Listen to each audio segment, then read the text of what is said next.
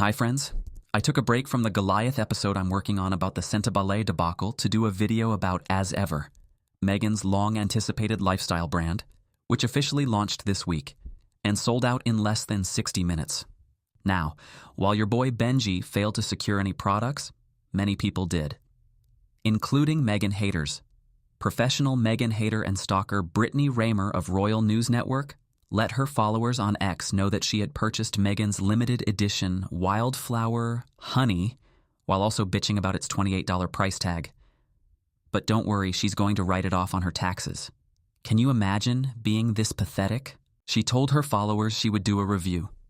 I think we can all guess what she and other haters who have secured products are going to say. But who cares what she thinks? She calls herself a royal fashion expert, but dresses like this. Nonetheless, Meghan's bottom line thanks her.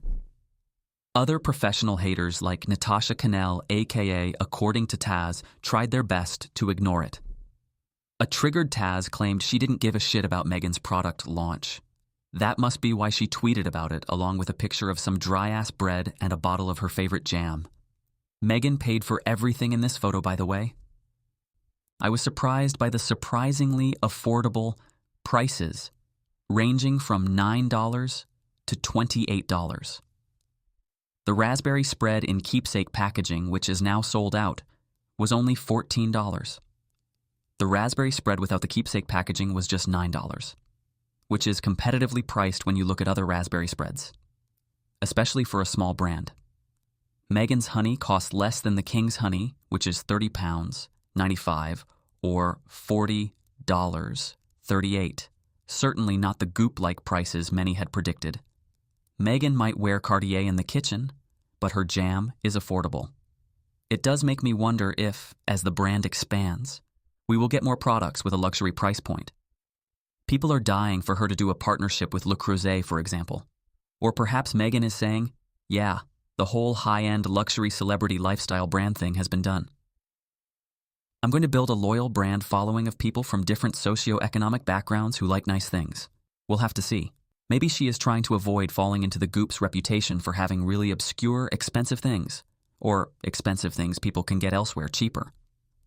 A press release issued on Wednesday described the Duchess's first collection, comprising 8 products, as a glimpse into her approach to elevated, everyday living, inspired by her long-lasting love of cooking, entertaining, and hostessing with ease. Meghan did 2 interviews to mark the launch of her As Ever brand. One with the New York Times, entitled Inside Meghan's Real Kitchen. Away from the cameras, no doubt a cheeky nod to the criticism she received for not filming her Netflix show in her own kitchen. See my previous video about why this criticism was so absurd and forced. Meghan shared her passion for cooking and explained her personal twist on recipes passed down through her family, particularly her banana pudding recipe. Personally, I hate banana-based desserts, but this looks good. I know some people will be upset that I took out the wafers, she said, crushing Nilla wafers with a rolling pin rather than layering them in with vanilla pudding and sliced bananas. But I like them crumbled on top. Grandma Jeanette would have used instant, Meghan said, referring to her grandmother's traditional approach. But she would have loved this. Meghan also addressed the reactions to her Netflix show With Love, Meghan, and some of the faux criticisms concerning her use of high-end products like her Le Creuset. She said, "This is a thing in 2025? Her mother Doria Ragland, 68, who was also there for the interview, calmly responded saying, "Everyone is coming in hot these days," which is so true. Then the women moved on to discussing more important business, like whether a person needs an air fryer, why immersion blenders are so good for soup, and whether Grandma Jeanette, Meghan's maternal grandmother, filled her hand pies with dried or fresh apples. I found her response fascinating because I've always gotten the sense, especially from the Netflix documentary, that Doria is generally more aware of the negative things said about Meghan in the press than Meghan is. She seems just as unbothered as Meghan. Meghan also talked about her drive to work and how her entrepreneurial ventures intersect with her role as a mother. Again, Meghan is not a trad wife or a traditional royal woman. She said, "I need to work and I love to work. Until I met Harry, I hadn't been without a job since I was 13. This is a way I can connect my home life and my work." Meghan recalled her early experiences with cooking, both from her youth and as she introduced Prince Harry to the world of home cooking. Meghan, who was a latchkey kid with divorced parents, grew up eating takeout and good home-cooked meals courtesy of her grandmother. So for the people who love to accuse Meghan of making contradictory statements about what she ate as a child, two things can be true at once. Think about your own childhood. People love to criticize Meghan as unrelatable, but her upbringing was entirely relatable, more so than any other royal. The interview also included some new original pics of Meghan cooking and Meghan in her garden, wearing a crisp white outfit, I might add. Somewhere Meghan McCain is in shambles. There was also a new video of Meghan in her kitchen with her mom Doria, along with a recipe called Chantilly Lily, named after her daughter Princess Lilibet, inspired by her grandmother Jeanette's banana pudding. Meghan also gave an interview to Inc. magazine, which had some really interesting tidbits as well, like the fact that she spoke with her close friend Whitney Wolfe Herd, the founder of Bumble, about the rebranding of her own business. Meghan learned that Bumble was originally called Mercy back in 2014. Whitney changed the name after realizing it didn't resonate well with their target audience. Meghan found this revelation insightful, as it reinforced that name changes and pivots are a normal part of the entrepreneurial process. I'm sure you all recall the absurd reaction to Meghan changing the name of her brand to As Ever from American Riviera Orchard. I wonder what the armchair MBAs in Camp We Hate Meghan are saying now. We should have known that when Meghan wrote 2025 in the sand at the beginning of the year, she was serious. I have seen some commentators claim that she is oversaturating. In other words, she is doing too much between her Netflix show, her podcast, and the launch of the brand, and the public only has so much attention to give. But the Meghan effect does not seem to be slowing down anytime soon. I'm sure Netflix is pleased. In her interview with Inc., Meghan described her collaboration with Netflix as a perfect match, due to the alignment between her vision and Netflix's reach. Initially, she was planning to raise venture capital or pursue private equity. Frankly, I was building out a very different business plan at the outset. After Netflix's offer, she adjusted her strategy and deepened her relationship with the streaming platform. Interesting. We also got some information about how exactly Netflix is involved in Meghan's brand. Netflix's Vice President of Consumer Products, Josh Simon, said to Inc., "We're happy to partner with her. Meghan's passion for elevating everyday moments in beautiful yet simple ways, and seeing how that comes to life in the show, inspired us to help bring her vision to life." Meghan's As Ever team and Josh Simon's team at Netflix worked together closely. The official launch of Meghan's debut As Ever collection might be sold out online, but she treated some friends to surprise deliveries of all the products. Since the successful launch of the collection, Meghan's friends and influencers have been posting personalized boxes they've received from Meghan to celebrate the launch. Each person received a gorgeous wooden box of products, branded with the As Ever logo, and a personalized note in Meghan's distinctive handwriting. Some of the recipients included Meghan's close friends like Tracy Robinson, Kelly Zaifin, and Katie Lee. Kris Jenner also received a package, which wasn't surprising, considering she received Meghan's jam the first time around. The British press love to compare the Sussexes to the Kardashians as an insult, but there is no denying that Kris Jenner is a brilliant businesswoman and an important friend for Meghan to have. Amanda Hirsch, aka Not Skinny But Not Fat, also received a box. This was a nice surprise, especially considering that Meghan recently sent Amanda a note in response to a comment Amanda made about being scared of the trolling Meghan would receive, telling her not to be scared. I personally thought it was a brilliant move by Meghan and her PR team because it was really a message to the world that she's undeterred by her haters. It's nice to see Meghan keep that new friendship going. Zoe Saldana also received a box, which I was surprised by. I wasn't aware that Meghan and Zoe, who just won an Oscar, knew each other. Influencer Olivia McDowell, who recreated one of Meghan's makeup looks a while back, received her As Ever order and did a really nice review of the products. Unlike Brittany Raymer, Olivia is actually influential. Chef Tara Thomas also received a box, which makes me think that Tara is going to be in Season 2 of With Love Meghan. Go check Tara out, she's really cool. I'd love for Meghan to send boxes to influencers like Jackie Aina, who defended Meghan on TikTok by going out and buying her own Le Creuset set.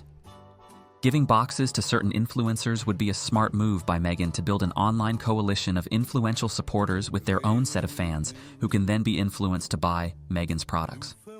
Some of my dream as ever custom box recipients include Taryn Delaney Smith. I don't think she has ever said anything about Meghan, but I think her review of the products would be fun. And Stassi Schroeder. Stassi commented under Amanda Hirsch's post about the note she received from Meghan. Plus, trolls have been spreading conspiracy theories for years that Meghan's kids are really Stassi Schroeder's kids, who Meghan stole. I kid you not. I think it would be a hilarious blow to their deranged conspiracy if Stassi got a box. I would also love it if Paula Sutton, aka Hill House Vintage, received a box. For those of you who don't know, Paula is an influencer who was trolled just like Meghan for daring to be a black woman living the soft life. I'm thinking about doing a video on it. Let me know in the comments if you'd be interested in that. Also, who do you think Meghan should send a box to for her next drop? Let me know in the comments. The list of recipients seems long as I have completely lost track. So I'm sure we will see more boxes throughout the weekend.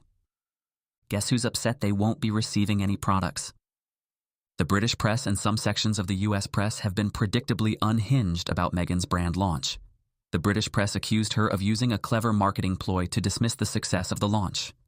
Businesswoman does capitalism. More news at 11. Basically, they're mad that Meghan and her team used scarcity marketing. New York Magazine published this bizarre comment piece. The author seems confused that Meghan's show and her brand name have different names.